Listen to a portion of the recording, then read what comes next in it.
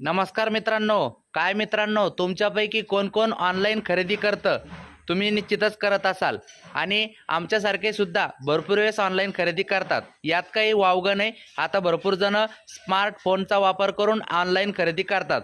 परंतु तुम्हाला माहिती आहे का, ऑनलाईन खरेदी करताना आपण जर सावधानता बाळगली नाही तर काय परिणाम होऊ शकतो? मित्रांनो, या व्हिडिओच्या माध्यमातून सांगतोय, ऑनलाईन खरेदी करताना एका मुलीच्या चुकीमुळे जवळपास 14 लाख रुपये त्या ठिकाणी गमवावे लागले आणि एका घटनेमध्ये तर माजी सरपंच यांच्याकडून तब्बल 41 लाख रुपये गमावले गेलेले आहे. आता मित्रांनो, कुठे काय घटना घडली सविस्तर सांगतो. त्या अगोदर विनंती करतो, नवीन असेल तर चॅनल सबस्क्राईब करा आणि या सगळ्या गोष्टीवरती तुम्हाला काय वाटतं ते कमेंट नक्की करा. कारण भरपूर जण याच्यामधले ज्ञानी पण आहे की ते सांगू शकतात की हा प्रकार कशाने होतो आणि याच्यापासून सुरक्षा म्हणून आपण काय केले पाहिजे ते पण मी सांगतो. पण बाकीचे पण कमेंट करून सांगू शकता.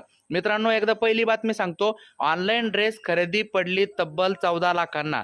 ठाणे येथे मित्रांनो, वडिलांच्या मोबाईलवरून मुलीने हौसेने ड्रेस ऑर्डर केला, मात्र तो ड्रेस मुलीच्या एका चुकीने 14 लाखाहून अधिक रुपये किमतीला पडला. तो ड्रेसही डिलिव्हरी झालेला नाही. 17 वर्षीय मुलीने डिलिव्हरी हँडल करणाऱ्या व्यक्तीला OTP आणि स्क्रीन शेअर केल्याचे तक्रारीत म्हटले आहे. या प्रकरणी अजय नावाच्या व्यक्तीविरोधात चितळसर पोलीस ठाण्यात गुन्हा दाखल झाला आहे. तक्रारदार हे आई वडील, पत्नी तसेच 2 मुलांसह ठाण्यातील उच्चभ्रू वस्तीत वास्तव्यास आहे. 51 वर्षीय तक्रारदार यांच्या 17 वर्षीय मुलीने ऑनलाईन ड्रेस खरेदी केला होता. गुगलवरून संपर्क करून विचारणा केली, त्यावेळी अजय याने व्हिडिओ कॉल करून मुलीकडे फोनवर आलेला OTP व स्क्रीन शेअर करण्यास सांगितले. तिने विचार न करता OTP शेअर केला आणि जवळपास 14 लाख रुपये नुकसान झाले. आता त्यानंतर दुसरी घटना. माजी सरपंचांना चालान लिंक पाठवून 41 लाखाचा गंडा.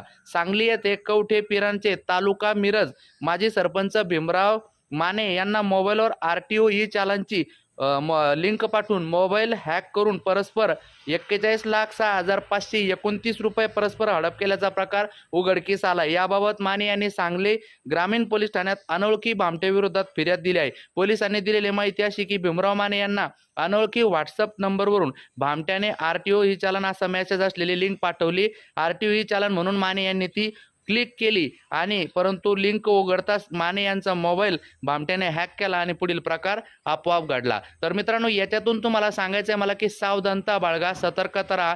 अनोळखी लिंकवरती क्लिक करू नका. अनोळखी नंबरवरून आलेला कॉल घेताना सुद्धा विचार करा. आपली माहिती OTP सहसा शेअर करू नका. हॅकर्स आता खूप ऑनलाईनच्या त्या ठिकाणी मागं पडलेले आहे आणि तुमचं नुकसान होऊ शकतं. व्हिडिओ कसा वाटला नक्की लाईक करा आणि तुमचं यावर मत काय कमेंट करा. भेटूया पुढच्या व्हिडिओमध्ये. धन्यवाद.